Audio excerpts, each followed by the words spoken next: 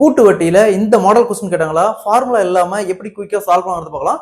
அதாவது அசல் 4000, வட்டி ஆண்டுக்கு 5%, 2 ஆண்டுகளுக்கு பிறகு கிடைக்கும் கூட்டு வட்டியை காண்க கேக்குறாங்க.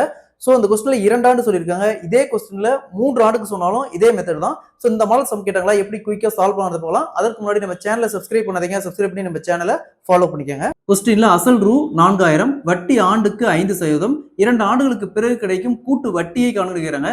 சோ இந்த மாடல் சம் கேட்டாங்களா, டைரக்டா அசல் எவ்வளவு 4000 இன்ட்டு இங்க வட்டி 5%. சோ 5% எப்படி எழுதுவோம், 5 வகுத்தல் சதவீதத்துக்கு 100 எழுதுவோம். சோ 5ஆல கேன்சல் பண்ணா 1 வகுத்தல் 20. சோ டினாமினேட்டர்ல இந்த 20 அப்படியே போட்டுவாங்க.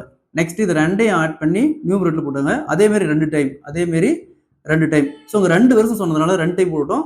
இதே கொஸ்டின்ல இங்க 3 வருஷம் சொன்னாங்களா, இதே வேல்யூ 3 டைம் போடணும்.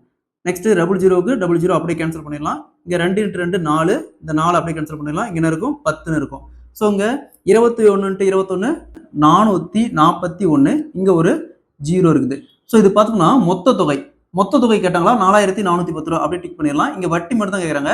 சோ வட்டி கேட்டாங்களா, மொத்த தொகையில இருந்து அசல் மைனஸ் பண்ணணும். அப்ப 4410ல இருந்து அசல் 4000 மைனஸ் பண்ணாங்கன்னா 410 ரூபாய். சோ அப்ப 4000 அசலுக்கு ஆண்டுக்கு 5% கூட்டு வட்டியில 2 ஆண்டுகளுக்கு பிறகு கிடைக்கும் கூட்டு வட்டி தொகையானது 410 ரூபாய்.